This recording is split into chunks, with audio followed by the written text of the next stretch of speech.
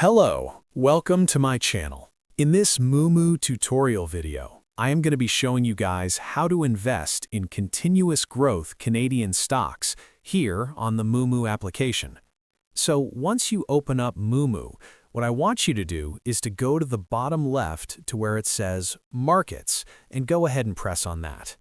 At the top, make sure that CA or Canada is selected. Now, if you're looking for a continuous growth Canadian stocks, scroll down to the bottom to where it says Dividend Rankings. As you can tell, there's high dividend and continuous growth. Make sure that continuous growth is selected, then press on the arrow to view the full list. These are stocks that Moomoo classifies as continuous growth stocks. You'll see different companies.